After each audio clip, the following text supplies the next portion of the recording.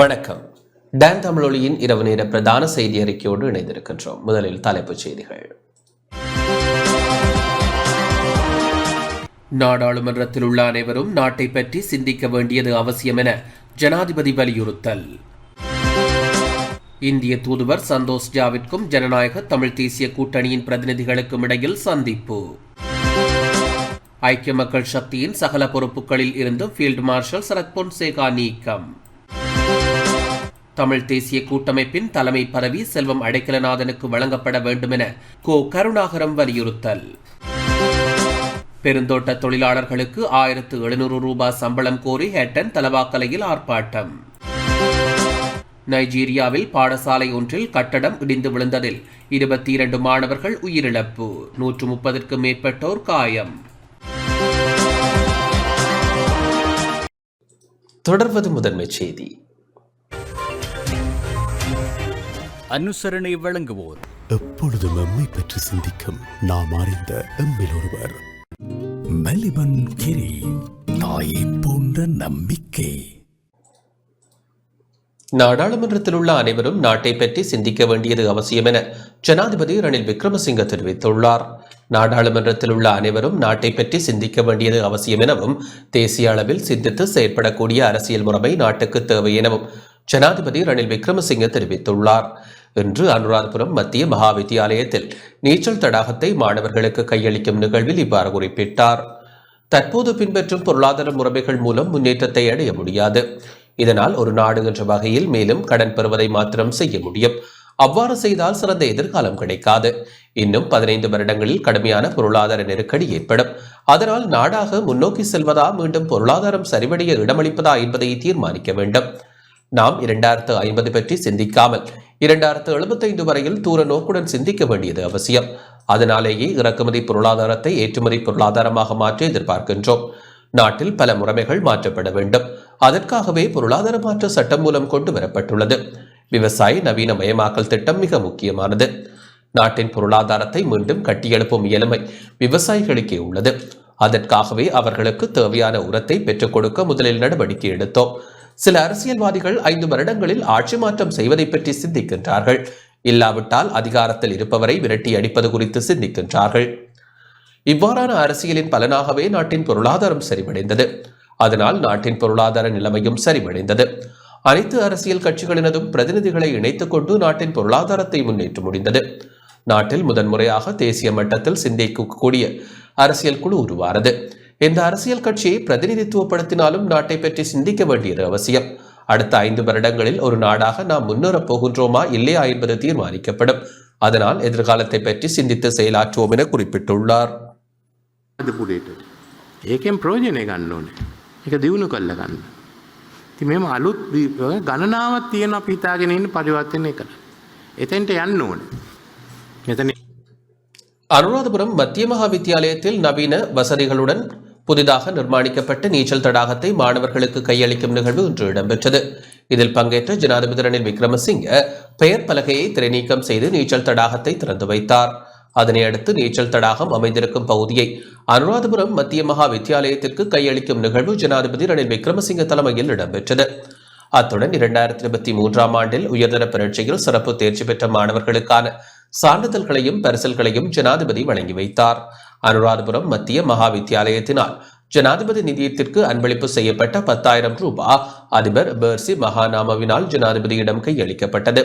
இந்த நிகழ்வில் வடமேல் மாகாண ஆளுநர் மஹிபால ஹேரத், நாடாளுமன்ற உறுப்பினர்களான SM சந்திரசேன, துமிந்த திசாநாயக்க, ரோஹண பண்டார, முன்னாள் அமைச்சர் P ஹாரிசன், முன்னாள் முதலமைச்சர் SM ரஞ்சித், அனுராதபுரம் மத்திய மகா வித்தியாலய அதிபர் பெர்சி மகாநாம உட்பட அதிபர்கள், ஆசிரியர்கள், மாணவர்கள் பங்கேற்றனர்.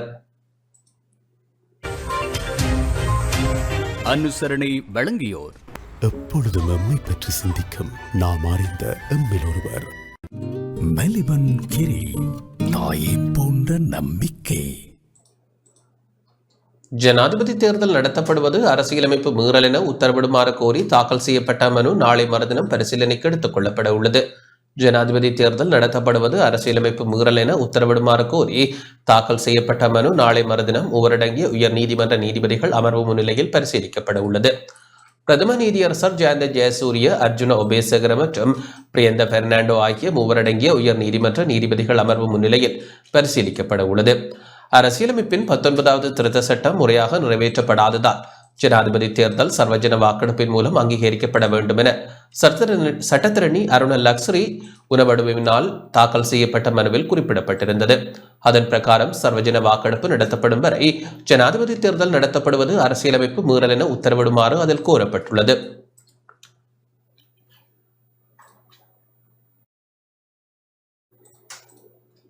ஜனநாயக தமிழ் தேசிய கூட்டணி பிரதிநிதிகள் இலங்கைக்கான இந்திய தூதுவரை சந்தித்து கலந்துரையாடியுள்ளனர். இலங்கைக்கான இந்திய தூதுவர் சந்தோஷ் ஜாவிற்கும் ஜனநாயக தமிழ் தேசிய கூட்டணியின் பிரதிநிதிகளுக்கும் இடையில் கலந்துரையாடல் ஒன்று இடம்பெற்றுள்ளது. இந்த சந்திப்பின் போது நாடாளுமன்ற உறுப்பினர் செல்வம் அடைக்கலநாதன் உள்ளிட்ட நாடாளுமன்ற உறுப்பினர்கள் கலந்து கொண்டனர். இலங்கைக்கான இந்திய உயர்ஸ்தானிகர் ஆலயத்தின் உத்தியோகபூர்வ எக்ஸ் தளத்தில் இந்த விடயம் பதிவு செய்யப்பட்டுள்ளது. அரசியல் அதிகார பகிர்வு மற்றும் வடக்கு கிழக்கு மாகாணங்கள் உட்பட இலங்கையின் இந்தியாவின் தற்போதைய மற்றும் திட்டமிடப்பட்ட பொருளாதார மற்றும் அபிவிருத்தி முயற்சிகள் பற்றி இந்த சந்திப்பின் போது கலந்துரையாடப்பட்டுள்ளது.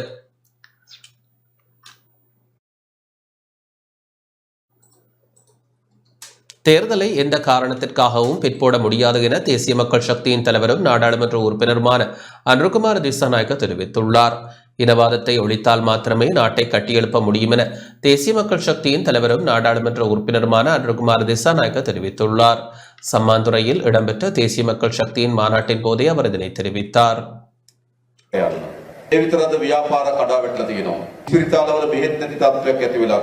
புதிய அரசாங்கத்தை அமைக்க வேண்டும். உலகிலும் இந்த விடயமே இடம்பெறுகின்றது. பழைய அரசாங்கம் வெல்கின்றது, புதிய அரசாங்கம் உதயமாகின்றது. அதற்கு நீங்கள் அனைவரும் தயாரா? ஆட்சியமைக்கும் தேவை எமக்கு இருப்பினும் அரசாங்கத்தை அமைக்க முடியாது. மாறாக மக்களுக்கும் தேவைப்பாடு இருக்க வேண்டும். நாட்டை கட்டியெழுப்ப வேண்டுமாயின் தேசிய மக்கள் சக்தியினரை தெரிவு செய்வதே பொருத்தமானதாக அமையும். தெற்கில் இனவாதம் வியாபித்த போதோ அதற்கு எதிராக நாமே குரல் கொடுத்தோம். நாம் எந்த சந்தர்ப்பத்திலும் இனவாதத்திற்குள் சென்றதில்லை. நாட்டை கட்டியெழுப்ப வேண்டுமாயின் இனவாதத்தை இல்லாதொழிக்க வேண்டும். தேசிய ஒருமைப்பாட்டை உருவாக்க வேண்டும். இனவாதமற்ற கட்சியால் மாத்திரமே இனவாதத்தை ஒழித்து தேசிய ஒற்றுமையை நாட்டில் ஏற்படுத்த முடியும். ஆகவே தேசிய மக்கள் சக்தி அரசாங்கத்தை உருவாக்க வேண்டும். தேர்தல் நிச்சயம் இடம்பெறும். தேர்தலை எந்த காரணத்திற்காகவும் பிற்போட முடியாது. தெற்கு மக்கள் தேசிய மக்கள் சக்தி அரசாங்கத்திற்காக காத்திருக்கின்றனர். ஆகவே கிழக்கு மக்களின் ஆதரவும் அவசியமாகும். ස්වභාවික ව්‍යසනයක ප්‍රතිඵලයක් නෙවෙයි. මේ රටට මෙහෙම වුණේ මහා ගම් වතුරක් හින්දාද? ஐக்கிய மக்கள் சக்தியின் சகல பொறுப்புகளில் இருந்தும் ஃபீல்டு மார்ஷல் சரத் பொன்சேகா நீக்கப்பட்டார். ஐக்கிய மக்கள் சக்தியின் தவிசாளர் ஃபீல்டு மார்ஷல் சரத் பொன்சேகா அந்த கட்சியின் சகல பொறுப்புகளில் இருந்தும் நீக்கப்பட்டுள்ளார். இதன்படி ஃபீல்டு மார்ஷல் சரத் பொன்சேகாவை நாடாளுமன்ற குழு கூட்டம் உள்ளிட்ட கூட்டங்களுக்கு இணைத்துக் கொள்ளாமல் இருப்பதற்கு கட்சி தீர்மானித்துள்ளது. ஐக்கிய மக்கள் சக்தியின் தலைவர் சஜித் பிரேமதாச தொடர்பில் ஃபீல்டு மார்ஷல் சரத் பொன்சேகா முன்வைத்த விமர்சனங்கள் மற்றும் அவரது செயற்பாடுகளை கருத்தில் கொண்டு இந்த தீர்மானம் எடுக்கப்பட்டுள்ளது. அவரது அண்மைய நடவடிக்கைகள், அவர் நடந்து கொள்ளும் விதம் குறித்து ஆராய்ந்த பின்னரே இத்தீர்மானம் எடுக்கப்பட்டுள்ளதாக கட்சியின் சிரேஷ்ட உறுப்பினர் ஒருவர் தெரிவித்துள்ளார். அவ்வாறே அடுத்த பொதுத் தேர்தலில் அவருக்கு ஐக்கிய மக்கள் சக்தி மற்றும் ஐக்கிய மக்கள் கூட்டணி என்பவற்றில் வேட்புமனு வழங்குவதில்லை என்றும் இதற்கு முன்னர் தீர்மானம் எடுக்கப்பட்டுள்ளமை குறிப்பிடத்தக்கது.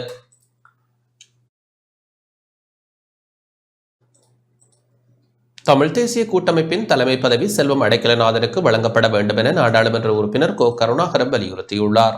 இரா சம்பந்தனின் மறைவுக்கு பின்னர் சிரேஷ்டத்துவ அடிப்படையில் தமிழ் தேசிய கூட்டமைப்பின் தலைமை பதவி செல்வம் அடைக்கலநாதனுக்கே வழங்கப்பட வேண்டும் என செலோ கட்சியின் செயலாளர் நாயகமும் நாடாளுமன்ற உறுப்பினருமான கோவிந்தன் கருணாகரம் தெரிவித்துள்ளார்.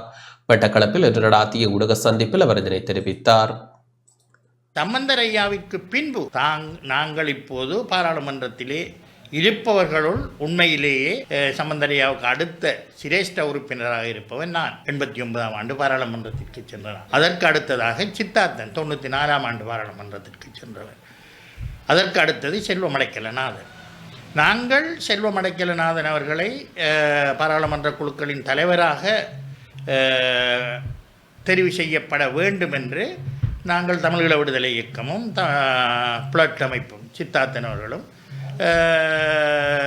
முயற்சி செய்தோம். காரணம் 1998ஆம் ஆண்டிலிருந்து, அதாவது கூட்டமைப்பு உருவாவதற்கு முன்பிருந்தே இன்று வரை 26 வருடங்களுக்கு மேலாக தொடர்ச்சியாக பாராளுமன்றத்தில் எந்த விதமான தோல்வியையும் சந்திக்காமல் தொடர்ச்சியாக 26 வருடங்களாக பாராளுமன்றத்திலே இருப்பவர் என்கின்ற ரீதியிலே நாங்கள் அவரை பிரேரித்திருந்தோம். இருந்தாலும் தமிழரசு கட்சி பாராளுமன்ற உறுப்பினர் எல்லாரும் இல்லை, தமிழரசு கட்சியிலே இருக்கின்ற 2 பாராளுமன்ற உறுப்பினர்கள் தங்களுடைய கட்சியின் நிலைப்பாட்டை அறிந்துதான் நாங்கள் இதற்கான ஒரு முடிவை சொல்ல வேண்டும் என்று கூறியிருந்தார்கள். நாங்கள் அதற்கு கட்சிக்கும் பாராளுமன்ற உறுப்பினர்களது குழுக்களின் தலைவருக்கும் எந்த சம்பந்தமும் இல்லை. பாராளுமன்ற உறுப்பினர்கள் தான் அந்த தலைவரை தங்களுடைய தலைவரை தெரிந்தெடுக்க வேண்டும் என்று கூறியிருந்தோம். இருந்தாலும் தமிழ் தேசிய கூட்டமைப்பு ஆக போட்டியிட்ட நாங்கள் தற்போது பிரிந்திருக்கின்ற காரணத்தினால் செல்வம் அடைக்கலநாதன் அவர்களுக்கு அந்த பொறுப்பை கொடுக்க முடியாது என்கின்ற ரீதியிலே தற்போது கதைகள் வந்து கொண்டிருக்கின்றது. 2023 உள்ளூராட்சி மன்ற தேர்தலிலே தமிழ் தேசிய கூட்டமைப்பாக கடந்த தேர்தலிலே போட்டியிட்ட இலங்கை தமிழரசு கட்சி, டெலோ, புளட் இந்த 3 கட்சிகளும் 2023 உள்ளூராட்சி மன்ற தேர்தலிலே தமிழரசு கட்சி தனித்து போட்டியிட வேண்டும் என்ற விலகிச் சென்றபடியினால்தான் ஏனைய 2 கட்சிகளும் ஏற்கனவே தமிழ் தேசிய கூட்டமைப்பில் இருந்து பிரிந்த கட்சிகளுடன் இணைந்து ஜனநாயக தமிழ் தேசிய கூட்டணியை உருவாக்கி இருக்கின்றது. எனவே அதற்கும் இதற்கும் சம்பந்தமில்லை என்று கூறியிருக்கின்றோம். சிரேஷ்ட தன்மை நீண்டகால அனுபவத்தின் அடிப்படையில் செல்வம் அடைக்கலநாதன் அவர்களை பாராளுமன்ற குழுக்களின் தலைவராக நியமிக்க வேண்டும் என்று கேட்டிருக்கின்றோம். இறுதி முடிவு இன்னும் எடுக்கப்படவில்லை, பொறுத்திருந்து பார்ப்போம். முல்லைத்தீவு கொக்குத்தொடுவாய் மனித புதைகுழியில் இருந்து இன்று 2 மனித எச்சங்கள் மற்றும் சைனட் குப்பி என்பன மீட்கப்பட்டுள்ளன. முல்லைத்தீவு கொக்குத்தொடுவாய் மனித புதைகுழியில் இருந்து 3ஆம் கட்ட அகழ்வு பணியின் 9ஆம் நாளான இன்று 2 மனித எச்சங்கள் மற்றும் சைனட் குப்பி என்பன மீட்கப்பட்டுள்ளன. முன்னைய 2 கட்டங்களிலும் அகழ்ந்தெடுக்கப்பட்ட 40 மனித எச்சங்களுக்கு மேலதிகமாக 3ஆம் கட்ட அகழ்வு பணியின் போது இன்று வரை 7 மனித எச்சங்கள் அகழ்ந்தெடுக்கப்பட்டுள்ளன. அதற்கமைய இதுவரை 47 மனித எச்சங்கள் அடையாளம் காணப்பட்டு அகழ்ந்தெடுக்கப்பட்டுள்ளன. முல்லைத்தீவு நீதிமன்ற நீதிபதி தர்மலிங்கம் பிரதீபன் முன்னிலையில் தொல்லியல் பேராசிரியர் ராஜ் சோமதேவ உள்ளிட்ட குழுவினர், முல்லைத்தீவு மாவட்ட சட்ட வைத்திய அதிகாரி க வாசுதேவ, தடயவியல் போலீசார், கிராம சேவையாளர் உள்ளிட்டவர்களின் பங்கேற்புடன் 9ஆம் நாள் அகழ்வு பணி இடம்பெற்றது. இந்த நிலையில் நாளைய தினம் விடுமுறை வழங்கப்பட்டு 10ஆம் நாள் அகழ்வு பணி நாளை மறுதினம் திங்கட்கிழமை முன்னெடுக்கப்பட உள்ளது. இன்று 9ஆம் நாளாக தொடர்ந்த 3ஆம் கட்ட அகழ்வு பணியானது தொடர்ந்து நடைபெற்றுக் கொண்டிருக்கின்ற வேளையில் இன்று முற்றுமுழுதாக 2 எலும்புக்கூட்டு தொகுதிகள் எடுக்கப்பட்டுள்ளன. அத்துடன் சயனைட் குப்பி ஒன்றும் எடுக்கப்பட்டுள்ளது. அகழ்வு பணியானது தொடர்ந்து திங்கட்கிழமை நடைபெறும். இந்த அகழ்வு பணியானது கிட்டத்தட்ட இறுதி கட்டத்தை அடைந்துள்ளது. இன்னும் ஓரிரு தினங்களில் முடியலாம் என எதிர்பார்க்கப்படுகின்றது. தமிழ் தேசிய மக்கள் முன்னணியின் நாடாளுமன்ற உறுப்பினர் செல்வராசா கஜேந்திரன் முல்லைத்தீவு கொக்குத்தொடுவாய் மனித புதைகுழியை இன்று பார்வையிட்டார். 3ஆம் கட்ட அகழ்வு பணியின் 9வது நாளான இன்று அகழ்வு பணிகளை பார்வையிட்டதுடன் ஊடகங்களுக்கு கருத்து வெளியிட்டார். இந்த அகழ்வு பணிகள் விரைவில் முடிவுறுத்தப்படக்கூடும் என்கின்ற ஒரு செய்தி வலிந்து காணாமலாக்கப்பட்ட உறவுகள் மத்தியிலே ஒரு பெரும் கவலையை ஏற்படுத்தி இருக்கின்றது. அதனை விட இந்த அகழ்வு பணி என்பது முழுக்க ஒரு உள்ளக பொறிமுறையாக முன்னெடுக்கப்படுவது என்பதும் வலிந்து காணாமலாக்கப்பட்ட உறவுகள் மத்தியிலே எந்த விதமான நம்பிக்கையும் ஏற்படுத்தவில்லை. காணாமல் போனோர் அலுவலகம் என்பது பாதிக்கப்பட்ட வலிந்து காணாமலாக்கப்பட்டவர்களுக்கு நேர்மையாக செயல்படவில்லை. இந்த அகழ்வு என்பது சர்வதேச சமூகத்துக்கு கண்துடைப்புக்காக நடைபெறுகின்ற ஒரு செயல்பாடாக மட்டும்தான் எங்களால் பார்க்க முடியுமே தவிர இது பாதிக்கப்பட்டவர்களுக்கு நீதியை பெற்றுக் கொடுப்பதாக இருக்கும் என்கின்ற நம்பிக்கை இல்லை. இந்த விடயங்களை ஆய்வு செய்வதற்கு ஒரு சர்வதேச பொறிமுறை ஒன்று உருவாக்கப்பட வேண்டும். 2009 போர் முடிகின்ற வரைக்கும் இந்த இடம் இராணுவ கட்டுப்பாட்டிலே தான் இருந்தது. இது ஒரு பொழுதும் விடுதலை புலிகளுடைய கட்டுப்பாட்டில் இந்த இடம் வரவில்லை. அப்படி இருக்கிற பொழுது இந்த இடத்தை கூட இராணுவத்தினர் இதுக்கு பொறுப்பு சொல்ல வேண்டும் என்று சொல்வதற்கு இந்த தோண்டும் பணிகளில் ஈடுபட்டிருக்கின்ற அரசு தரப்பு சார்ந்தவர்கள் யாருமே தயாராக இல்லை. அதுபோன்று ஏனைய இடங்களிலும் தோண்டப்பட்ட புதைகுழிகள் எல்லாம் மூடி மறைக்கின்ற கண்டுடைப்பு செயல்பாடுகளாகத்தான் இருக்கின்றன. புதைகுழி தொடர்பாக தங்களுக்கு தெரிந்த தகவல்களை, கருத்துக்களை பரிமாறுகின்ற விடயங்கள் தொடர்பாக கூட உளவுத்துறையினர் தீவிரமாக கண்காணித்து அவர்களை தேடிச் சென்று அச்சுறுத்துகின்ற ஒரு நிலைமை இந்த பிரதேசத்திலே காணப்படுகின்றது. அதனால் இந்த புதைகுழி தோண்டப்படுகின்ற செயல்பாடுகள் ஒருபுறம் நடந்து கொண்டாலும் கிராம மக்கள் இதை பற்றி வாய் திறக்கவே முடியாத அளவுக்கு மரண பயத்தோடு இருக்கிறார்கள். முன்னாள் போராளிகள் மரண பயத்தோடு இருக்கிறார்கள். உண்மைகளை மூடி மறைக்க செய்வதற்கு அரச இயந்திரம் முற்றுமுழுதாக தீவிரமாக செயல்பட்டு கொண்டிருக்கிறது. மட்டக்களப்பு பாசிக்குடா முனைமுருகன் கோவில் வீதி புனரமைக்கப்பட்டு திறந்து வைக்கப்பட்டது. மட்டக்களப்பு பாசிக்குடா முனைமுருகன் கோவில் வீதி புனரமைக்கப்பட்டு போக்குவரத்து நெடுஞ்சாலைகள் மற்றும் வெகுஜன ஊடக அமைச்சர் பந்துல குணவர்த்தன மற்றும் கிராமிய வீதிகள் அபிவிருத்தி ராஜாங்க அமைச்சர் சிவனேசதுரை சந்திரகாந்தன் ஆகியோரால் இன்று திறந்து வைக்கப்பட்டது.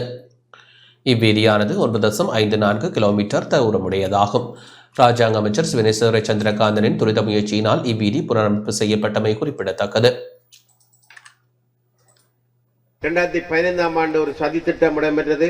அதனோடு தமிழக விடுதலை கட்சியை அழித்து விடலாம் என்று எங்களுடைய எதிரிகள் நினைத்தார்கள். அது சாத்தியமாகவில்லை. மீண்டும் 2020 ஆண்டு நாங்கள் வீறு கொண்டெழுந்தோம். அந்த எழுச்சியின் பயனாக நாட்டில் எப்படியான பிரச்சனைகள், பொருளாதார நெருக்கடி, கோய்த்தொற்று என்று வந்த பொழுதும் ஓரளவு நின்று பிடித்து அதை தாண்டி 2023 இறுதி 2024 ஆண்டு பலவிதமான அபிவிருத்தி பணிகளை எங்களுக்கு செய்யக்கூடிய வாய்ப்பை கடவுளும் இயற்கையும் அரசியல் முடிவுகளும் எங்களுக்கு பெற்றுக் கொடுத்திருக்கிறது. முன்னாள் எதிர்க்கட்சித் தலைவர் அப்பாப்பிள்ளை அமிர்தலிங்கத்தின் 35வது ஆண்டு நினைவேந்தல் யாழ்ப்பாணத்தில் இன்று அனுஷ்டிக்கப்பட்டது. முன்னாள் எதிர்க்கட்சித் தலைவரும் தமிழர் விடுதலை கூட்டணியின் முன்னாள் தலைவருமான அப்பாப்பிள்ளை அமிர்தலிங்கத்தின் 35வது ஆண்டு நினைவு தினம் இன்று அனுஷ்டிக்கப்பட்டது. யாழ்ப்பாணத்தில் உள்ள தமிழர் விடுதலை கூட்டணியின் அலுவலகத்தில் நினைவு தின நிகழ்வுகள் இடம்பெற்றன. இதன்போது முன்னாள் எதிர்க்கட்சித் தலைவர் அப்பாப்பிள்ளை அமிர்தலிங்கம் மற்றும் முன்னாள் நாடாளுமன்ற உறுப்பினர் வெற்றிவேலு யோகேஸ்வரன் ஆகியோரின் திருவுருவப் படங்களுக்கு சுடரேற்றி மலர் தூவி அஞ்சலி செலுத்தப்பட்டது. நிகழ்வில் தமிழர் விடுதலை கூட்டணியின் உறுப்பினர்கள் உட்பட பலர் கலந்து கொண்டு அஞ்சலி செலுத்தியதுடன் நினைவு உரைகளும் இடம்பெற்றன. தமிழர் விடுதலை கூட்டணி ஆரம்ப காலத்திலிருந்து 72ஆம் ஆண்டிலிருந்து திரு அமிர்தலிங்கம் ஐயா அவர்கள், யாழ் மாவட்ட பாராளுமன்ற உறுப்பினர் யோகேஸ்வரன் ஐயா அவர்களும் தொடர்ந்து தமிழர் விடுதலை கூட்டணியில் கட்சிக்கு ஒற்றுமைக்காகவும் தமிழினத்தின் விடுதலைக்காகவும் பாடுபட்டவர்கள். மிகவும் பயங்கரமான காலகட்டமாக இருந்தது. அந்த நேரத்திலும் அமிர்தலிங்கம் அவர்களின் துடிப்பான செயல்பாட்டால் எங்கள் தமிழினம் பல வழிகளிலும் காப்பாற்றப்பட்டு கொண்டிருந்தது. 13/7/89 துப்பாக்கி இலக்காக இறந்தது பின்பு இட்டவரையில் தமிழர்களுடைய பிரச்சனை தீர்க்கப்படாமல் காலம் போய்கொண்டிருக்கிறது. இன்று யோசித்து பார்த்தால் அவர்கள் இருந்திருந்தால் இப்போது இந்த பிரச்சனை முற்றாக தீர்க்கப்பட்டிருக்கும் என்று நான் நினைக்கின்றேன். அமிர்தலிங்கம் அவர்கள் கடைசி காலம் மட்டும் ஒரு எளிமையான வாழ்க்கையில் தான் வாழ்ந்திருக்கிறார். தற்போதுள்ளவர்களைப் போல மிகவும் குதூகலமாகவோ அல்லது இதாகவோ வாழ்ந்தது இல்லை. அப்படிப்பட்ட தலைவர்களை நாம் இழந்தின்று துன்பத்தில் இருப்பதை எட்டு நாம் மிகுந்த கவலை அடைகிறேன். தமிழீழ விடுதலை கழகத்தின் 35வது வீரமக்கள் தின நிகழ்வு வவுனியா கோவில் குளத்தில் உள்ள தமிழீழ மக்கள் விடுதலை கழகத்தின் முன்னாள் தலைவர் க. உமா மகேஸ்வரன் இல்லத்தில் இடம்பெற்றது. இதன்போது கட்சிக்கொடி அரைக்கம்பத்தில் பறக்கவிடப்பட்டதுடன் தமிழீழ விடுதலை கழகத்தின் முன்னாள் தலைவர் உமா மகேஸ்வரனின் நினைவு தூபிக்கு மலரஞ்சலி செலுத்தப்பட்டது. இதன்போது தமிழர் விடுதலை கூட்டணியின் முன்னாள் தலைவர் அப்பாப்பிள்ளை அமிர்தலிங்கத்தின் உருவப்படத்திற்கு மலர் மாலை அணிவித்து மலரஞ்சலி செலுத்தப்பட்டது. மாவட்ட பொறுப்பாளர் சந்திரகுலசிங்கம் மோகன் தலைமையில் இடம்பெற்ற இந்நிகழ்வுகளில் வவுனியா செட்டிகுளம் பிரதேச சபையின் முன்னாள் தவிசாளர் சு. ஜெகதீஸ்வரன், முன்னாள் நகரசபை உறுப்பினர் சு. காண்டீபன், தேசிய அமைப்பாளர் பீட்டர் மற்றும் உறுப்பினர்கள், பொதுமக்கள் என பலரும் கலந்து கொண்டனர். தமிழீழ மக்கள் விடுதலை கழகத்தினால் ஆண்டுதோறும் ஜூலை மாதம் 13ஆம் திகதி முதல் ஜூலை 16ஆம் திகதி வரையான 4 நாட்கள் வீரமக்கள் தினமாக அனுஷ்டிக்கப்படுகின்றமை குறிப்பிடத்தக்கது. முன்னாள் எதிர்க்கட்சித் தலைவர் அப்பாப்பிள்ளை அமிர்தலிங்கத்தின் 35வது ஆண்டு நினைவேந்தல் இன்று யாழ்ப்பாணம் சுழிபுரத்தில் இடம்பெற்றது. பன்னாகம் கிராம அபிவிருத்தி சங்கம் மற்றும் பன்னாகம் அண்ணா கலைமன்றம் ஆகியன இணைந்து ஏற்பாடு செய்த நினைவேந்தல் பலிகாமம் மேற்கு பிரதேச சபை முன்றலில் அமைக்கப்பட்டுள்ள அமிர்தலிங்கத்தின் சிலை முன்பாக இடம்பெற்றது. ஈகை சுடர் ஏற்றி மலரஞ்சலி செலுத்தி சிலைக்கு மலர் மாலை அணிவிக்கப்பட்டது. இந்த நிகழ்வில் நாடாளுமன்ற உறுப்பினர் தர்மலிங்கம் சித்தார்த்தன், முன்னாள் நாடாளுமன்ற உறுப்பினர் ஈ. சரவணபவன், வலிமேற்கு பிரதேச சபை முன்னாள் தவிசாளர் நாகரஞ்சனி ஐங்கரன், பிரதேச சபை முன்னாள் உறுப்பினர்களான ஜெயந்தன், கௌரிகாந்தன், மாநகர சபை முன்னாள் உறுப்பினர் முகுந்தன், அண்ணா கலைமன்றத்தினர், கிராம அபிவிருத்தி சங்கத்தினர், மாதர் கிராம அபிவிருத்தி சங்கத்தினர் என பலர் பங்கேற்றனர். பெருந்தோட்ட தொழிலாளர்களுக்கு 1700 ரூபாய் நாளாந்த சம்பளமாக வழங்கப்பட வேண்டும் என வலியுறுத்தி ஹட்டன் தலவாக்கலையில் இன்று ஆர்ப்பாட்டம் முன்னெடுக்கப்பட்டது. ஹட்டன் நுவரெலியா பிரதான வீதியில் தலவாக்கலை லோகி தோட்ட தேயிலை தொழிற்சாலைக்கு முன்பாக லோகி தோட்ட தொழிலாளர்கள் ஆர்ப்பாட்டத்தில் ஈடுபட்டனர். 100க்கும் மேற்பட்ட தொழிலாளர்கள் இன்று காலை பிரதான வீதியில் ஆர்ப்பாட்டத்தில் ஈடுபட்டனர். பெருந்தோட்ட நிறுவனங்கள் மற்றும் அரசாங்கம் பெருந்தோட்ட தொழிலாளர்களுக்கு 1700 ரூபாய் நாளாந்த சம்பளத்தை உடனடியாக வழங்க வேண்டும் என ஆர்ப்பாட்டத்தின் போது வலியுறுத்தப்பட்டது. இதன்போது பதாதைகளை ஏந்தியும் கோஷங்களை எழுப்பியும் அவர்கள் தமது எதிர்ப்பை வெளிப்படுத்தினர். 1700 ரூபாய் வழங்காத பெருந்தோட்ட நிறுவனங்கள் உடனடியாக தோட்டங்களை அரசாங்கத்திடம் கையளித்துவிட்டு செல்லுமாறு ஆர்ப்பாட்டத்தில் ஈடுபட்டவர்கள் வலியுறுத்தினர். சுமார் 3 மணித்தியாலங்களாக பிரதான வீதியில் தொழிலாளர்கள் எதிர்ப்பில் ஈடுபட்டிருந்ததாக ஒரு செய்தியாளர் தெரிவித்தார். சம்பளம் எங்களுக்கு வேணும், 1700 ரூபாய் எங்களுக்கு சம்பளம் வேணும். தோட்ட தொழிலாளி இவ்வளோ நாங்கள் கஷ்டப்பட்டுக்கிட்டு இருக்கோம். அட்டையிலையும் சிறுத்தையிலையும் நாங்கள் அங்கே படாத பாடுபட்டு மழையிலையும் தண்ணியிலையும் நாங்கள் உயிர் வாழ்கிறோம். ஏன் உங்களுக்கு அது புரிய மாட்டேங்குது? 1700 எல்லா கம்பெனியும் கொடுக்கல, எந்த கம்பெனிக்கு கொடுக்க முடியாத காரணம் என்ன? அந்த காரணத்துக்கு எங்களுக்கு 1700 சம்பளம் கட்டாயமாக கொடுக்கணும். கொடுக்க முடியலைன்னா இதை விட்டு நீங்கள் விலகிருங்க. அவ்வளோதான் எங்களுக்கு வேணும். நாங்கள் அரசாங்கத்துக்கு கொடுத்த அந்த சம்பளத்தை நாங்கள் எதிர்பார்த்து நிற்கிறோம். எங்கள் வீட்டு சம்பளம் 1700 கொடுக்கறதுக்கு இந்த கொம்பேனி தயங்கினா கொம்பேனியை விட்டு வெளியேறலாம். நாங்கள் உங்ககிட்ட வந்து பிச்சை கேட்கல. எங்கள் வீட்டு உரிமையை 1700 சம்பளத்தை மட்டும்தான் கேட்குறோம். இன்னைக்கு நாடு நிலவரம் என்னன்னு கேட்டால் விலைவாசிகள் கூட 1700 சம்பளம் எங்களுக்கு பத்தாது. எங்கள் பிள்ளைகள் படிக்கணும், நாங்கள் மற்ற வேலைகள் செய்யணும். அந்த 1700 தான் நாங்கள் ஜீவன் கொண்டாடணும். இன்னைக்கு காய்ச்சிக்கிறீங்கன்னு கேட்டால் பார்லிமெண்ட்டில் போய் காய்க்கிறீங்க விருந்து விவசாரத்தை பற்றி.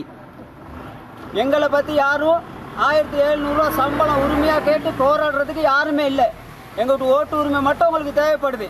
அதை வாங்கிக்கிட்டு நீங்கள் கோட் சூட்டை மாட்டிக்கிட்டு அழகாக போய் நின்றுக்கிறீங்க. அங்கே அடுத்தவனை பற்றியும் மற்றவனை பற்றியும் காய்ச்சிக்கிட்டு எங்களோட சம்பளத்தை பற்றி யாரும் காய்க்கிறதுக்கு இல்லை. உங்களுக்கெல்லாம் இதெல்லாம் தேவையில்லை. எங்களுக்கு சம்பளம் 1700 கொடுக்காட்டி உடனடியாக கொம்பேனியை விட்டு வெளியேறலாம். அது எந்த விதமான மாற்றமும் இல்லை. நாங்கள் வேணா தோட்டத்தை நாங்கள் என்னமோ செஞ்சுக்குவோம். கிளிநொச்சியில் வெளிநாட்டு வேலைவாய்ப்பு பணியகத்தின் மாவட்ட அலுவலகம் இன்று அங்குரார்ப்பணம் செய்யப்பட்டது. கிளிநொச்சி நகர் பகுதியில் வெளிநாட்டு வேலைவாய்ப்பு பணியகத்தின் மாவட்ட அலுவலகம் இன்று அங்குரார்ப்பணம் செய்யப்பட்டது. தொழில் மற்றும் வேலைவாய்ப்பு அமைச்சர் மனுஷன் ஆணையக்கார இந்த அலுவலகத்தை திறந்து வைத்தார். நிகழ்வில் மாவட்ட பதில் அரசாங்க அதிபர் எஸ் முரளிதரன், அமைச்சின் உயர் அதிகாரிகள் என பலர் கலந்து கொண்டனர். இதன்போது வெளிநாட்டில் வேலைவாய்ப்பு பெற்றுக் கொடுக்கப்பட்ட ஒருவருக்கான ஆவணங்கள் தொழில் மற்றும் வேலைவாய்ப்பு அமைச்சர் மனுஷன் ஆணையக்காரவால் வழங்கி வைக்கப்பட்டது.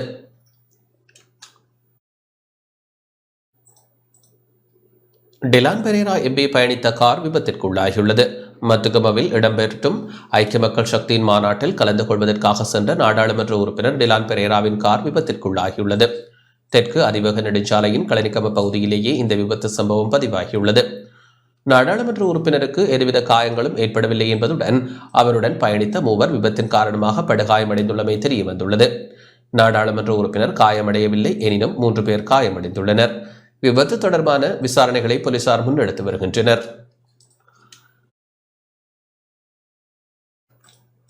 செய்திகள் தொடர்கின்றன. அனுராதபுரத்தில் 150 கிலோவாட் மின்சார உற்பத்திக்கான சூரிய சக்தி மற்றும் கணனி கட்டமைப்பு ஜனாதிபதியால் இன்று கையளிக்கப்பட்டது. அனுராதபுரம் ஸ்ரீ மகாபோதி வளாகத்தில் எல்டிஎல் வர்த்தக குழுமத்தினால் அமைக்கப்பட்ட 150 கிலோவாட் மின்சாரத்தை உற்பத்தி செய்யக்கூடிய சூரிய சக்தி கட்டமைப்பு இன்று கையளிக்கப்பட்டது. இன்றைய நிகழ்வுகளாக அனுராதபுரம் புனித நகருக்கு சென்ற ஜனாதிபதி சிஎம் மகா நிக்காயாவின் மன்வத்து பீட பிரதம சங்கநாயக்கரும் அட்டமஸ்தான விகாராதிபதியுமான பல்லேகம ஹேமரத்ன தேரரை சந்தித்து ஆசி பெற்றுக் கொண்டார். வரலாற்று பிரசித்தி பெற்ற வணிக மற்றும் பொருளாதார மையமாக அனுராதபுர நகரத்தை மீண்டும் உலக பிரசித்தமான நகரமாக மாற்றுவதற்கு வேலை திட்டம் ஆரம்பிக்கப்படும் என இந்த நிகழ்வில் கலந்து கொண்டு உரையாற்றிய போது ஜனாதிபதி ரணில் விக்ரமசிங்க தெரிவித்தார். தஞ்சாவூர், மதுரை மற்றும் காஞ்சிபுரம் நகரங்களை பற்றி இன்று உலகம் முழுவதும் பேசப்படுகின்றது.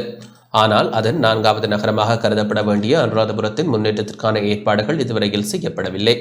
அனுராதபுரம் கலாசாரம், கல்வி, வர்த்தகம் மற்றும் பொருளாதார பெறுமதிகளை உலகு தெரியப்படுத்தி அதன் பிரதான அறிவியல் ஆராய்ச்சி நடவடிக்கைகள் ஆரம்பிப்பதற்கான ஏற்பாடுகளை செய்வது குறித்து அடுத்த வாரம் இலங்கைக்கு வர இருக்கும் யுனெஸ்கோ அமைப்பின் பணிப்பாளருடன் கலந்துரையாட எதிர்பார்க்கப்படுவதுடன் அந்த பணிகளுக்கு ஒத்துழைப்பு வழங்க உலகின் பல்வேறு பல்கலைக்கழகங்கள் முன் வந்திருக்கின்றன. ஜெயஸ்ரீ, மகாபோதியம் மற்றும் அட்டமஸ்தான வளாகங்களுக்கு சூரிய சக்தி மூலம் மின்சாரம் வழங்க அரசாங்கம் ஒத்துழைக்கும் சூரிய சக்தி உள்ளிட்ட மீள் புதுப்பிக்கத்தக்க வலுசக்திகளை இலங்கையில் அறிமுகப்படுத்த முன்வரும் அனைத்து சந்தர்ப்பங்களிலும் ஒத்துழைப்பு வழங்கும் எல்டிஎல் நிறுவனத்திற்கு நன்றி கூற வேண்டும். அதனால் இந்த நிறுவனம் உலக பிரசித்தமான நிறுவனமாக மாறியுள்ளது. ஆனால் அவர்களில் ஆரம்பம் இலங்கையில் நிகழ்ந்தது என்பதை அவர்கள் என்றும் மறக்கவில்லை. அதனால் ஜெயஸ்ரீ மகாபோதிய வளாகத்திலும் இவ்வாறான பணிகளை முன்னெடுக்க அரசாங்கம் அனுமதி வழங்கியுள்ளது. எதிர்காலத்திலும் ஒத்துழைப்புகளை வழங்குவோம். அனுராதபுர நகருக்கு 1000 வருடங்கள் பழமையான வரலாறு உள்ளது. அதேபோல் அனுராதபுரம் பழமையான வர்த்தக மற்றும் பொருளாதார மையமாகவும் திகழ்கின்றது. இத்தகைய பெறுமதியான நகரத்தில் பல்வேறு தொல்லியல் ஆய்வுகளை மேற்கொள்ள வேண்டியுள்ளது. ஜெயவர்தன ஜனாதிபதியின் காலத்தில் யுனெஸ்கோ நிறுவனத்தின் பணிப்பாளருடன் கலந்துரையாடி கலாசார முக்கோண வலயம் ஆரம்பிக்கப்பட்டது. பொலனறுவை, சிகிரிய, தம்புள்ளை, கண்டி, அனுராதபுரம் போன்ற நகரங்கள் இதனால் பிரசித்தமடைந்தது. அதன் பின்னர் எந்த புதிய திட்டமும் ஆரம்பிக்கப்படவில்லை. அதனால் நாம் இப்போது இந்த நகரத்தில் தொல்லியல் ஆய்வுப் பணிகளை ஆரம்பிக்க வேண்டும்.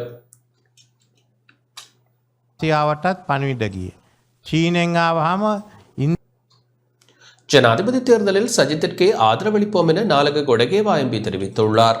ஜனாதிபதி தேர்தலில் சஜித் பிரேமதாசவிற்கு ஆதரவளித்து நாட்டை கட்டியெழுப்புவதே தம்முடைய நோக்கம் என நாடாளுமன்ற உறுப்பினர் நாலக கொடகேவா தெரிவித்துள்ளார்.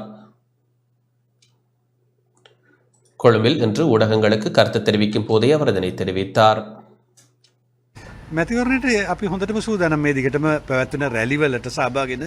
ஜனாதிபதி தேர்தலுக்கான தயார்படுத்தல்களை முன்னெடுத்து வருகின்றோம். அந்த வகையில் தேர்தலின் ஒருபோதும் எம்முடைய ஆதரவு சஜித் பிரேமதாச தலைமையிலான அணியினருக்கே நம் ஆதரவை வழங்க உள்ளோம். நாம் புதிய கூட்டணியாகவே உள்ளோம். ஐக்கிய மக்கள் கூட்டணியாகவே தற்போதும் உள்ளோம். அதே போன்று நாம் ஐக்கிய மக்கள் சக்தியின் உறுப்பினர்களாகவில்லை, பொதுஜன பெரமுனவின் உறுப்பினர்களாகவே தற்போதும் உள்ளோம். ஜனாதிபதி ரணில் விக்ரமசிங்கவை ஜனாதிபதியாக்கியமை தொடர்ந்தே நாம் கட்சியை விட்டு வெளியேறினோம். காரணம், கம்பகா மக்கள் ரணிலை ஜனாதிபதியாக்க எனக்கு வாக்களிக்கவில்லை. ஜனாதிபதி தேர்தலில் சஜித் பிரேமதாசவுக்கு ஆதரவு அளிக்க தீர்மானித்துள்ளோம். அதே போன்று நாட்டை கட்டியெழுப்புவதே எம்முடைய நோக்கமாகும்.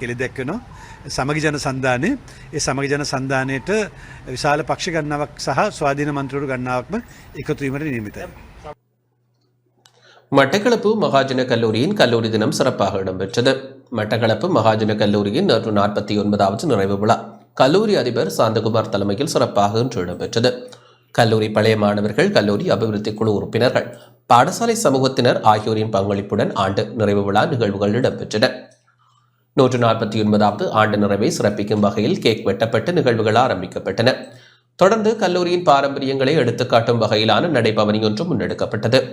இந்நடைபவனியின் நகரின் பிரதான வீதி ஊடாக பயணித்து மட்டக்களப்பு இந்து கல்லூரி மைதானத்தில் நிறைவுற்றது. இந்த கல்லூரி மைதானத்தில் கல்லூரி சமூகத்தினர் மற்றும் பழைய மாணவர்களுக்கு இடையிலான கரப்பந்தாட்ட போட்டி மற்றும் கிரிக்கெட் போட்டி என்பன இடம்பெற்றன.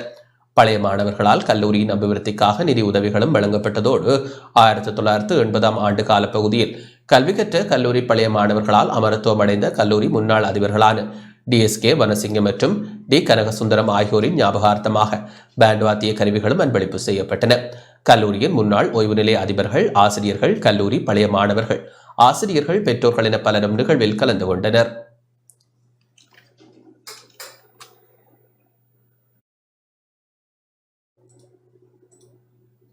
வடக்கு மாகாண கடத்தொழிலாளர் சமாசங்களின் சங்கங்கள் இணைந்து யாழில் இன்று கலந்துரையாடல் ஒன்றை ஏற்பாடு செய்திருந்தனர். தொடர்ந்து ஊடக சந்திப்பு ஒன்றும் நடாத்தப்பட்டது. வடக்கு கடத்தொழிலாளர்கள் எதிர்நோக்கும் பிரச்சினைகள் தொடர்பில் வடக்கு மாகாண கடத்தொழிலாளர் சங்கங்களின் சமாசங்கள் இணைந்து நடத்திய ஊடக சந்திப்பில் கருத்து தெரிவிக்கப்பட்டது. எல்லை தாண்டி மீன்பிடியில் ஈடுபட்ட இந்திய மீனவர்களின் கைப்பற்ற படகுகளை ஏலத்தில் விற்று பெறும் பணத்தை அண்மையில் கைது நடவடிக்கையின் போது உயிரிழந்த இலங்கை கடற்படை உறுப்பினர்களின் குடும்பத்திற்கு நட்டுகீடாக வழங்கப்படும் என வெளியான செய்திக்கு இதன்போது கண்டனம் தெரிவிக்கப்பட்டது. 8ஆம் தேதி ஒரு செய்தி ஒன்று வந்திருந்தது. அந்த செய்தியிலே பணிப்பாளர் நாயகம் இங்கே உள்ள யாழ் மாவட்டத்தில் உள்ள நீதியல் உளத்துறை உதவி பணிப்பாளருக்கு வாய்மொழி மூலமாக ஒரு தகவல் சொன்னதாக அந்த செய்தியில் அமைந்திருக்கிறது. இங்கே பிடிபட்ட இந்தியா இழுவப்படகுகள் அதுகளை விற்று கடலிலே செத்த நேவிக்கு அந்த முதலை கொடுப்பதாக அதில் இந்த பேப்பரிலே போடப்பட்டிருக்கு. இன்றைக்கு எத்தனையோ கோடி ரூபாய் பெறுமதியான தொழில்கள் எங்களுக்கு அளிக்கப்பட்டிருக்கு. இன்றைய வரையும் இதுக்கு யாரும் குரல் கொடுக்கவில்லை. இதுக்கு ஒரு நட்டையிட வேண்டி கொடுக்கிறதுக்கு யாரும் கிடைக்கவில்லை. இன்றைக்கு இவ்வளவு செய்தும் இன்றைக்கு தப்பி பிடிபட்ட படகுகளை விற்று அவருக்கு காசு கொடுக்கிறன்றது எங்களுக்கு உண்மையாக ஏற்கக்கூடிய ஒரு விஷயம் அல்ல. இன்றைக்கு மன்னர் தொடக்கம் முல்லைத்தீவு வரையும் பாதிக்கப்பட்டிருக்கு. இன்றைக்கு எந்த விதமான கொடுப்பனவும் கொடுக்கப்படவில்லை. இன்றைக்கு எங்களுக்கு உயிர் இல்லையா? மடமாற்றி கிடக்கிற 2 உயிர் போய் தேடி அந்த குடும்பம் வர்ற கஷ்டம் இன்றைக்கும் சாப்பாட்டுக்கு வழியில கிடக்குது. அதே மாதிரி பருத்தித்துறை ஒரு குடும்பம். அப்ப உங்களுக்கு கண்ணுக்கு தெரியல, உங்களுக்கு தெரியாதா? யாழ் ஊர்காவத்துறை மெலிச்சிமுனை அட்டை வளர்ப்புக்கு எதிர்ப்பு தெரிவிக்கப்பட்டது. எங்களுடைய கிராமத்தில் அட்டவளை போன்ற ஒரு போர்வையிலே கொண்டு கிராமத்தினுடைய ஒற்றுமையை சிதைக்கிறார்கள். இந்த கடலில் நூற்றுக்கணக்கான மக்கள் தொழில் செய்கிற இடத்துல அட்டவளப்பு செய்யலாதென்று மறிக்கப்பட்டிருந்த போது உதவி அரசாங்க அதிபர் ஊடாக 10 பேருக்கு அட்ட வளர்ப்புக்கு வந்தபோது நான் ஏற்கனவே 10 பேரை மறைக்கப்பட்டிருக்கு. மீண்டும் அட்ட வளர்ப்பு இந்த கடலில் செய்ய முடியாது. காரணம் என்னென்றால் இயற்கையாகவே எங்கட கடலில் ஒரு விதமான பாசி அடையுது.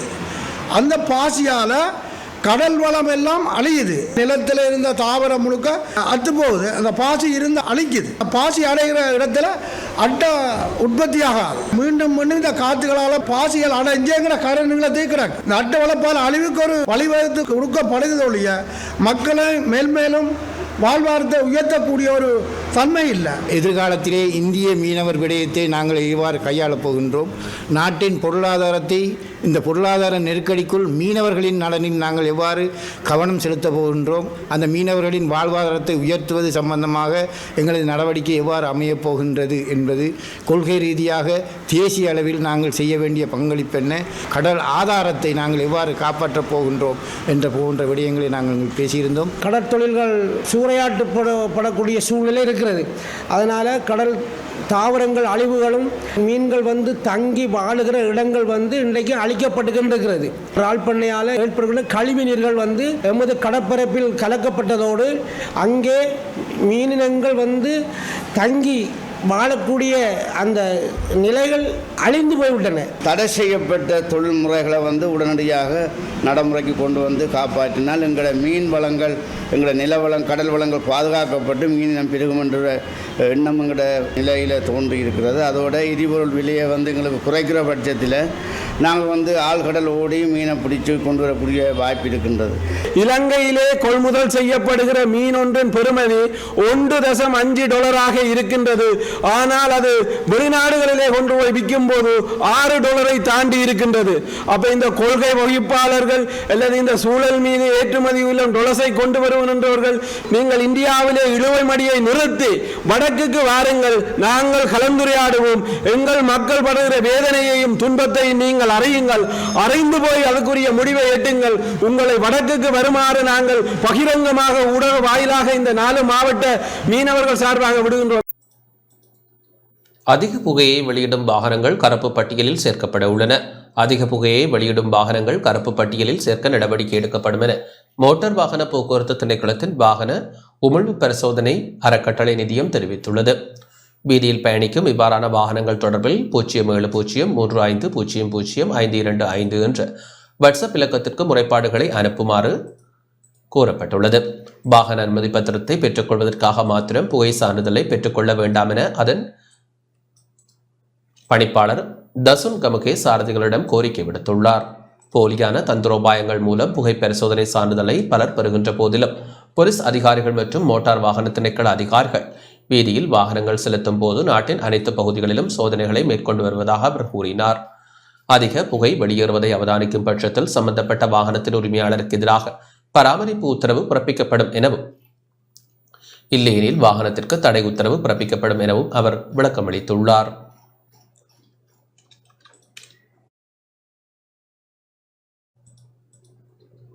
யுத்தத்தில் உயிர் தியாகம் செய்த இராணுவ வீரர்களுக்கு கௌரவம் அளிக்கப்பட்டது. இலங்கை இராணுவத்தினால் ஏற்பாடு செய்யப்பட்ட வீரமாதா பாராட்டு நிகழ்வில் பாதுகாப்பு செயலாளர் ஜெனரல் கமல் குணரட்ன பிரதம அதிதியாக கலந்து கொண்டார். இந்த நிகழ்வு ஸ்ரீ ஜெயவர்த்தனபுரவில் உள்ள இலங்கை இராணுவ தலைமையகத்தில் இடம்பெற்றது. இராணுவ தலைமையகத்திற்கு வருகை தந்த பாதுகாப்பு செயலாளரை இராணுவ தளபதி லெப்டினன்ட் ஜெனரல் விக்கும் லியனகே வரவேற்றார். பாதுகாப்பு அமைச்சின் சேவா வனிதா பிரிவின் தலைவி சித்ராணி குணரட்னவும் இந்நிகழ்வில் கலந்து கொண்டார். இலங்கை இராணுவ சேவா வனிதா பிரிவின் 40வது ஆண்டு நிறைவை முன்னிட்டு இறுதி யுத்தத்தின் போது நாட்டிற்காக உயிர் தியாகம் செய்த இராணுவ வீரர்களுக்கு பரம வீர விபூஷன் மற்றும் வீர விக்ரம விபூஷன் பதக்கங்கள் வழங்கப்பட்டன. நாட்டில் இடம்பெறுகின்ற யுத்தத்தின் போது உயிரை பணயம் வைத்து நாட்டிற்காக போராடிய போர் வீரர்களின் குடும்ப உறுப்பினர்களுக்கு அஞ்சலி செலுத்தும் வகையில் இந்த நிகழ்வானது ஏற்பாடு செய்யப்பட்டிருந்தது. மேலும் நாட்டிற்காக அவர்கள் ஆற்றிய தியாகங்களுக்கு நன்றி தெரிவிக்கும் வகையில் போர் வீரர்கள் மற்றும் போர் வீரர்களின் குடும்பங்களுக்கு நிதி உதவியும் வழங்கப்பட்டது.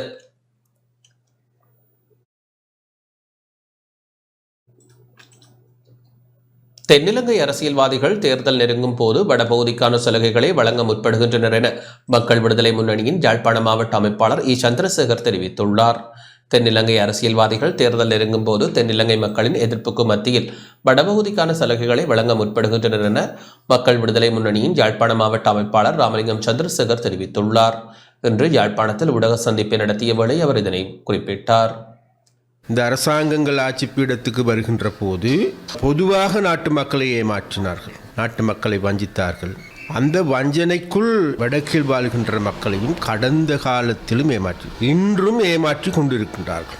மக்களுடைய பணத்தை கொள்ளையடித்த நபர்கள் இன்றைக்கு மக்களுக்கு தேர்தல் காலம் வந்த பிறகு அந்த தேர்தல் காலத்தில் ஒரு வசந்தம் உண்டு வரும், தேர்தல் காலத்தில் திருவிழாக்கள் வரும். அப்போ அந்த திருவிழாக்களின் அடிப்படையில் 2 மாதங்களாக தொடர்ச்சியாக வடக்கை வலம் வந்து கொண்டிருக்கின்றார். வடக்கில் வாழுகின்ற மக்கள், தமிழ் மக்கள் என்பது வரலாற்று ரீதியாகவே சகல துறைகளையும் ஒரு முன்னேறிய மக்கள் என்றே கூறப்படுகின்ற. அப்ப அந்த மக்களைத்தான் இன்றைக்கு சீனாக்காரன் கொடுத்த அரிசியின் மூலமாக ஏமாற்றுவதற்கு ட்ரை பண்றாங்க. தேர்தல் திருவிளையாடல் ஆரம்பமாக இருக்கின்றது. அந்த திருவிளையாட்டுக்கு இந்த விளையாட்டின் மூலமாக மக்களை ஏமாற்றுகின்ற துருப்புச்சீட்டாகவே இன்றைக்கு இந்த அரிசி விளையாட்டு விளையாடுகின்றார். இன்றைக்கு இங்கு இருக்கின்ற மக்களை தாங்களுடைய கூத்தாடிகளாக மாற்றலாம் என நினைத்துக் கொண்டிருக்கின்றார்கள். அவைகளுக்கு தமிழ் மக்கள் நல்ல பதிலடி கொடுக்க வேண்டும் என்று நாங்கள் தமிழ் மக்களுக்கு அழைப்பு விடுக்கின்றோம். மட்டக்களப்பு மாவட்ட வேலையேற்ற பட்டதாரிகளின் போராட்டம் 12வது நாளாக தொடர்ந்தும் இடம்பெற்று வருகின்றது. மட்டக்களப்பு மாவட்ட வேலையேற்ற பட்டதாரிகள் தொடர் போராட்டத்தை முன்னெடுத்துள்ள நிலையில் போராட்டத்தின் 12வது நாளான இன்று கவனஈர்ப்பு போராட்டத்தில் ஈடுபட்டனர். காந்தி பூங்காவில் உள்ள படுகொலை செய்யப்பட்ட ஊடகவியலாளர்களின் நினைவு தூபிக்கு அருகே முன்னெடுக்கப்படும் இப்போராட்டத்தில் மாவட்டத்தின் பல்வேறு பகுதிகளிலிருந்து பட்டதாரிகள் இணைந்து வருகின்றனர். தமது நியமனம் தொடர்பில் அரசாங்கம் கவனம் எடுக்க வேண்டும் என பட்டதாரிகள் இதன்போது கோரிக்கை விடுத்தனர். இதுவரையில் அரசு எங்களுக்கு எந்த விதமான சாதகமான பதிலையும் வழங்கவில்லை. ஏனைய மாவட்டங்களை பொறுத்தவரை அதிக வகையான நியமனங்கள் வழங்கப்பட்டுள்ளது. மட்டக்களப்பு மாவட்டத்தில் அவ்வாறு வழங்கப்படவில்லை. இந்நிலைமை தொடர்ந்தால் எமது வாழ்க்கை இன்னும் பாரிய பிரச்சனையை சந்திக்க வேண்டியிருக்கும். எனவே அரசு மிக விரைவில் நமக்கான தீர்வினை பெற்றுத்தர வேண்டும் என்பது எங்களது கோரிக்கையாகும். கிழக்கு மாகாணத்தில் பொதுவாக மட்டக்களப்பு மாவட்டத்தில் 12வது நாளாக வேலையற்ற பட்டதாரிகள் தமது போராட்டத்தை மேற்கொண்டு வருகின்றனர். இவ்வாறான சூழ்நிலையில் இதுவரை எந்தவிதமான சாதகமான பதில்களும் எங்களுக்கு கிடைக்கப்பெறவில்லை.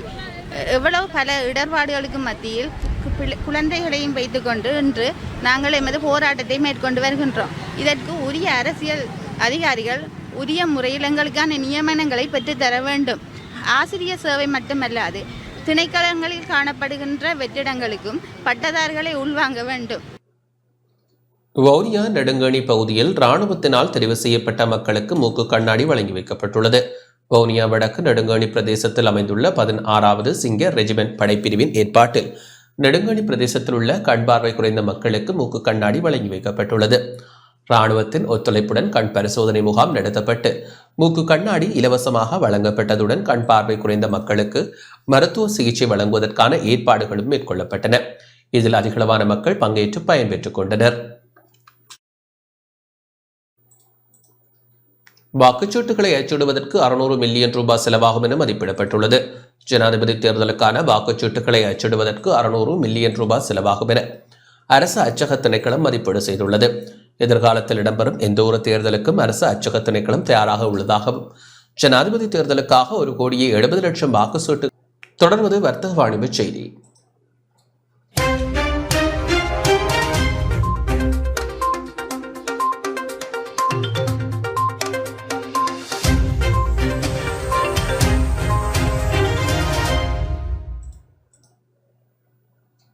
வெல்வோம் ஸ்ரீலங்கா நடமாடும் சேவை கிளிநொச்சியில் இடம்பெற்றது. தொழில் மற்றும் வெளிநாட்டு வேலைவாய்ப்பு அமைச்சின் ஏற்பாட்டில் வெல்வோம் ஸ்ரீலங்கா நடமாடும் சேவை இன்று கிளிநொச்சி மத்திய மகாவித்தியாலய மைதானத்தில் இடம்பெற்றது. இன்று காலை 10 மணிக்கு ஆரம்பமான நடமாடும் சேவை பிற்பகல் 4 மணி வரை இடம்பெற்றது. இளைஞர் ஜுவதிகளுக்கான எதிர்காலம் என்ற துணைப்பொருளில் முன்னெடுக்கப்படும் இந்த நடமாடும் சேவையில் இன்று பயிற்சி பட்டறை ஒன்றும் நடாத்தப்பட்டது. இன்றைய 2ஆம் நாள் நடமாடும் சேவையினை தொழில் மற்றும் வெளிநாட்டு வேலைவாய்ப்பு அமைச்சர் மனுஷ நாணயக்கார ஆரம்பித்து வைத்தார். குறித்த நிகழ்வில் அமைச்சின் மேலதிக செயலாளர் கிளிநொச்சி மாவட்ட பதில் அரசாங்க அதிபர் எஸ் முரளிதரன் கலந்து கொண்டிருந்தனர். அத்துடன் வெளிநாட்டு வேலைவாய்ப்புகளை எதிர்பார்த்துள்ள இளைஞர் ஜுவதிகள் பலர் இந்நிகழ்வில் கலந்து கொண்டனர்.